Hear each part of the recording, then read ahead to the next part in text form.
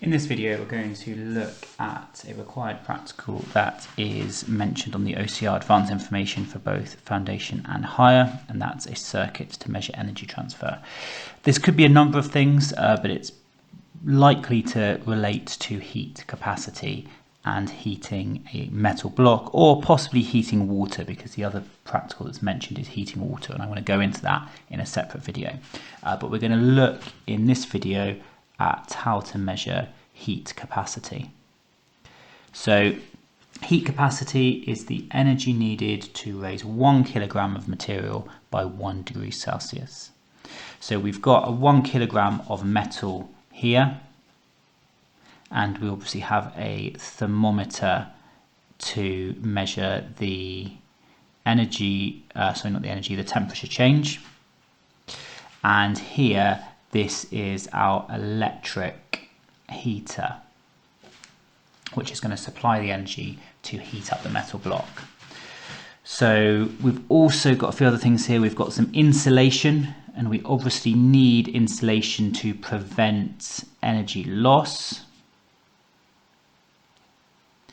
which is the same reason that the heater does not stick out the top, because that would be energy loss to the room. And we also here have some oil, which is again to prevent energy loss to the air, because if we were, the heat has to go from the metal block into the thermometer. We don't want it to heat up the air, we want it to go straight in. So this reduces energy loss. Now you might also say, well, why is there no lid on there? So you could, equally put a lid on and insulate it above as well. So lid or further insulation, that would also be sensible. So what circuits do we need to do? Well, we need to understand what electrical energy is so that we can measure the energy going in. Electrical energy is current times potential difference times time. So in terms of our circuit, we obviously need a power supply. So this is our symbol for a battery, or it might be that this one is given for a power supply. We need to measure the current that is going through the heater. So current is measured in series, so we can draw an ammeter in series. And then we also need to measure the voltage or the potential difference, and that is measured in parallel across the heater. So we draw a separate branch to measure the potential difference. Now that's not the neatest circuit in the world, so we could redraw it in a slightly neater way with actual straight lines, and we could use the symbol for a heater. So this here is the symbol for a heater, and then we can show the voltmeter in parallel with the heater. So this is much neater, but it's exactly the same circuit as this. This is more of a picture, and this is the actual circuit symbol. Now there is an alternative way to do this, where we could simply have a power supply, and then we can use an object or a meter called a joule meter to measure this directly. So a joule meter might just be a box. I mean, that looks a bit crazy and messy. Sometimes you will see a joule meter like this.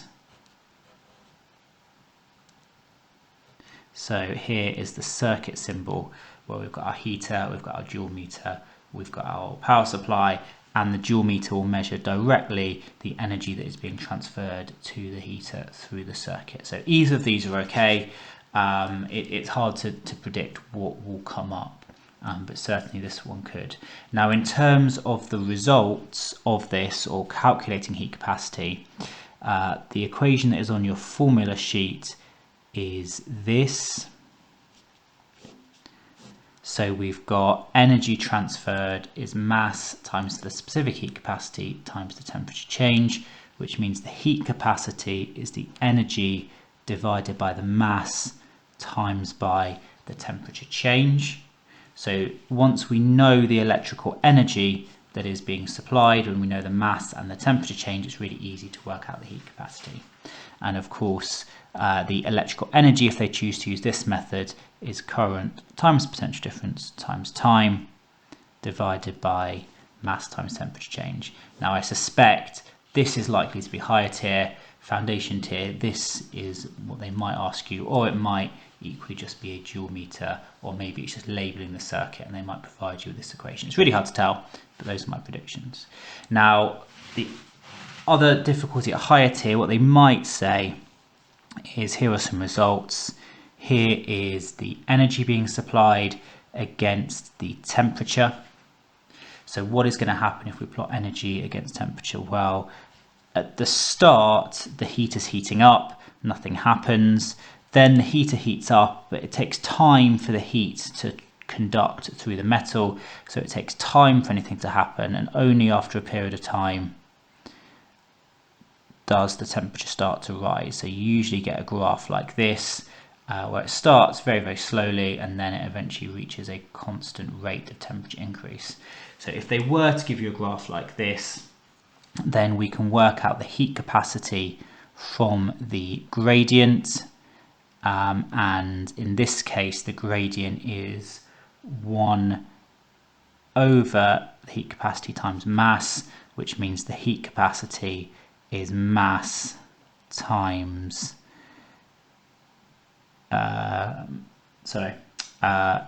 heat capacity is 1 over mass times the gradient. Now, this is trickier, which is why it's probably only going to be higher tier if it comes up. If they don't give you any clues, you can either memorize this graph by heart, or you can use your maths. You know that y equals mx is the equation for this part of the line, and you can match it up to here. So you know that x is energy, y is temperature, and so the gradient must be the other things here, which would be 1 over mc. But I suspect this is less likely to come up than a calculation like this. Let's just do 2 quick questions. So if you pause the video now and try both of these questions. So it says work out the heat capacity of the block. So specific heat capacity is energy over mass times by temperature change. So the energy supplied 1950. The mass is 2 kilograms, temperature change is 3 degrees Celsius. So 1950 divided by 6 gives us 325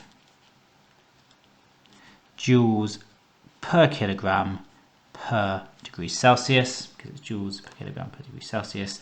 Part 2, which metal is it likely to be?